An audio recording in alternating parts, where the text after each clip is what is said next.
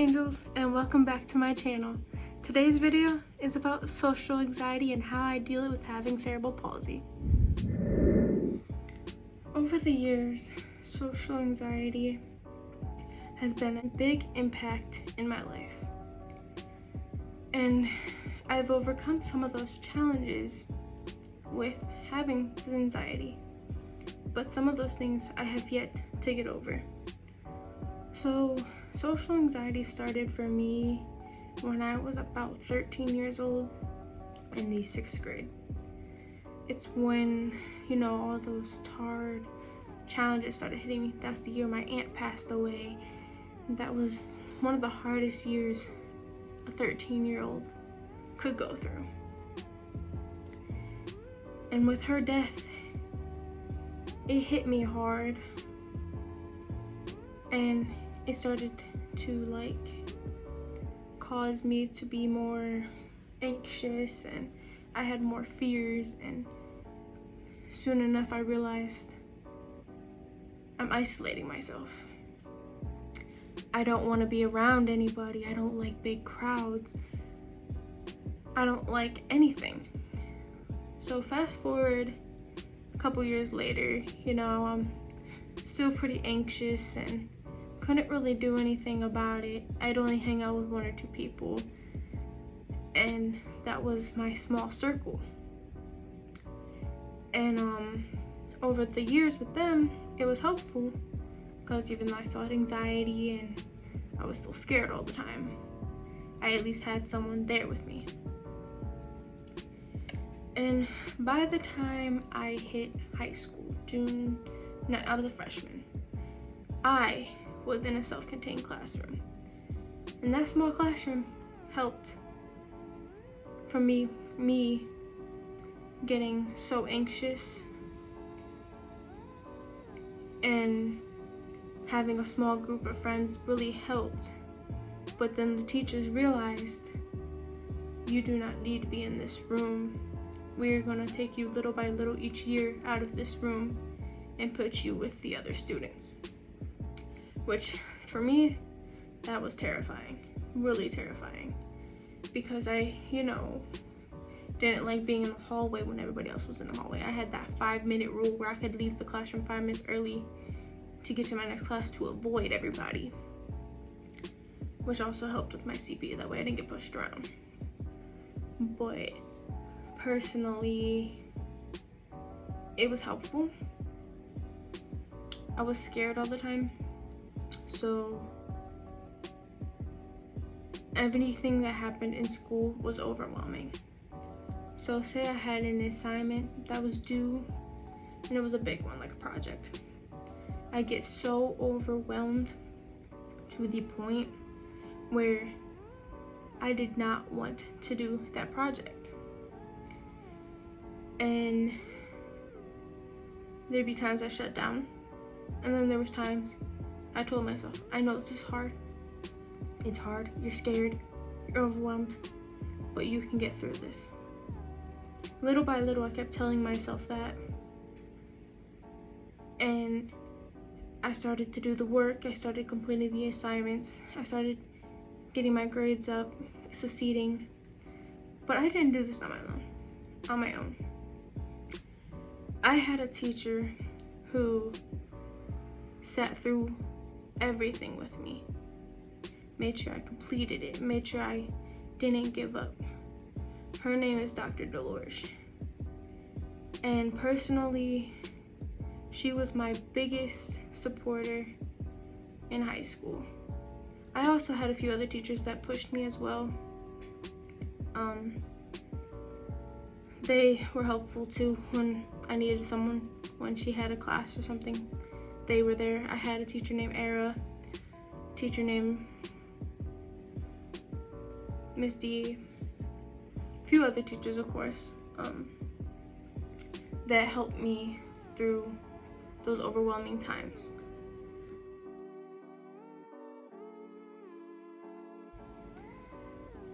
When 10th grade hit, it was, it started out amazing.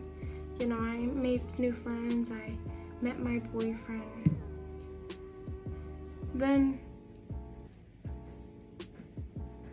it hit March 15th, 2018. That day was the worst day of my life. I lost the one person you don't think a teenager wants to lose. My dad had passed away from cancer. And when he passed, I kind of got sick for a while. I lost a lot of weight. I was mourning his death for a really long time. And once it started to get easier, I used losing my dad as an inspiration to keep going, to keep talking, to keep being me, to show him I can keep going. And it wasn't easy for a while, but over the time he was gone, I coped differently. Most people would have probably sat there, cried for a little bit, and mourned it that way. Honestly, I mourned it through making videos for him, for pictures of him, and TikToks about him. A lot of the things I did to cope about him was differently. And after losing him, my anxiety wasn't the best. He was the person that was teaching me how to drive.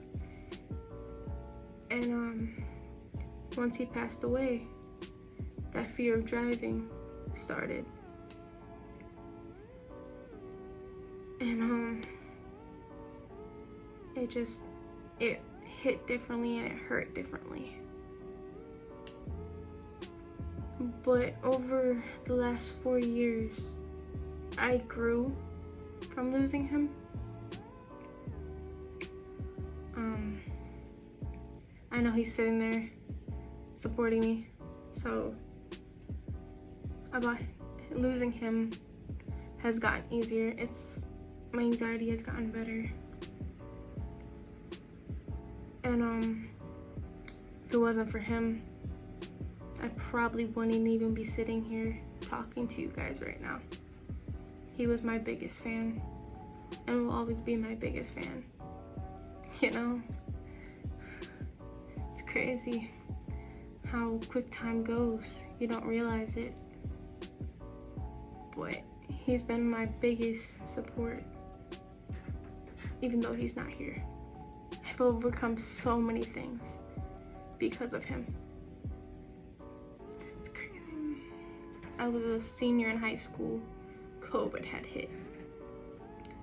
So, that really messed me up physically and mentally, because that took away things that most seniors get to enjoy. We didn't get to have a senior trip. We didn't have to have prom. We had a digital graduation. And me having the second highest GPA in high school, my speech was with 2 people in a gym. They recorded me and it went on YouTube. And that day was terrifying. Personally, just those 2 people, I was so scared. I was nervous. Just imagine me in front of hundreds of people giving that speech. I probably couldn't even speak. I don't like the camera at all. So this is one of the things I'm overcoming with anxiety. I also do not like to be alone all the time. So when I was a senior, I had adopted my first cat. She was helpful, when I had to be alone. She was there for me. now I have 2 babies and they're always there for me. And I'm getting used to it personally. Getting over the fear of being alone all the time. Well, I have my boyfriend, of course, but you know, he has to work. So you have to figure out ways to get used to your surroundings and what you're used to. And my comfort zone is where we live, where I stay. And when I go outside of that comfort zone, I have to tell myself, you can do this. I know this is scary, but you can go into this crowd right here and you can get through it. I used to hate grocery shopping because I was so anxious all the time. Anxious to be around people. I hated shopping in stores. I hated walking to the store because people look at me and that makes me nervous. I've overcome a lot of that fear.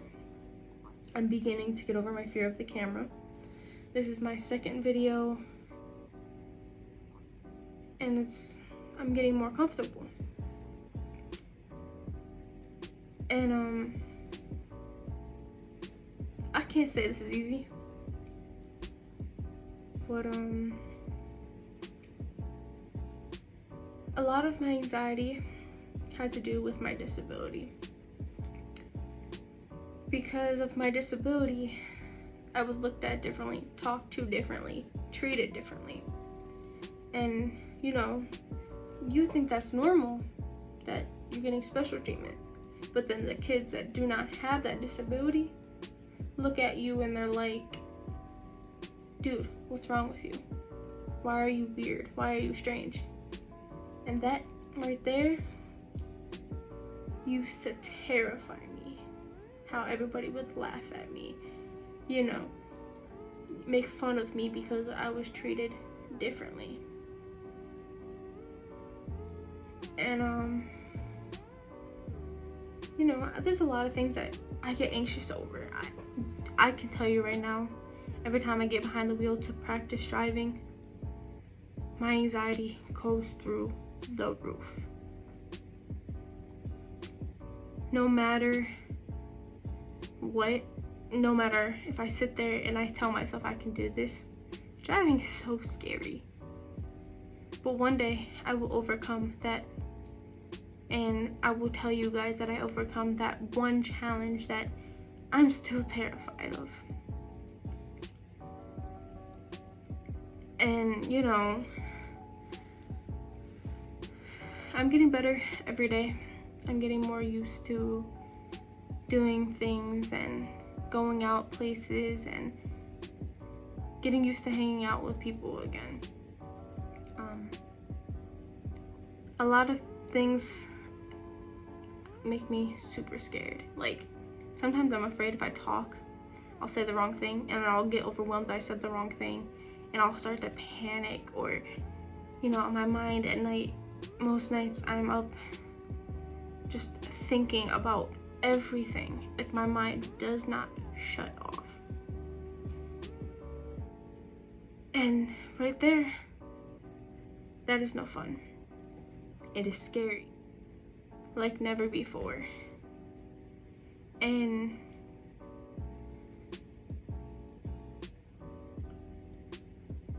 you know,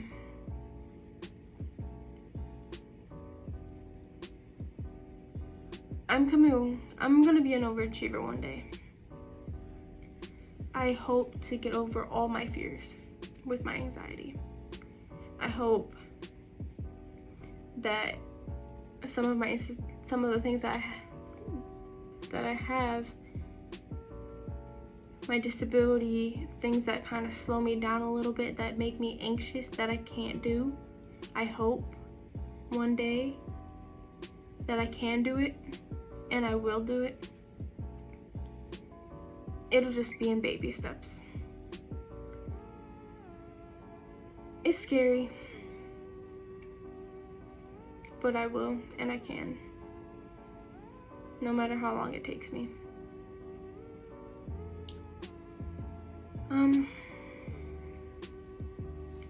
See, with having cerebral palsy, that also affects my anxiety. I get anxious going to, like, you know, water parks, or even Cedar Point terrifies me, because bigger areas, more challenges, more people, more things that are scary. I feel like I'm gonna get judged. Everywhere I look, people stare. I feel like I'm getting judged, but I know they're just looking because they're curious. And over time I learned that they're just staring, but they don't ask the question. Sometimes a little kid will stare at me and they'll be like, why do you walk like that? I tell them, it's just, that's how I was born, you know? The things I do differently. I've learned to adapt to things. I've learned to sit there and observe and just, you know, learn new things, right? You have to observe to learn, right? Observe to learn. It's funny. I said that kind of funny. I hope this next vlog helps some people. This is just gonna be my place where I talk my mind off. Is to you guys, for those who understand the struggles of social anxiety and anxiety in general, and if you have a disability, you will know my struggle. And hey, one day I can maybe tell your stories too. But you know, you guys are amazing, and I appreciate every single one of you for sitting here this long to listen to me and let me tell my story. I hope you liked this video. I hope to see you again. See you later, angels. Bye.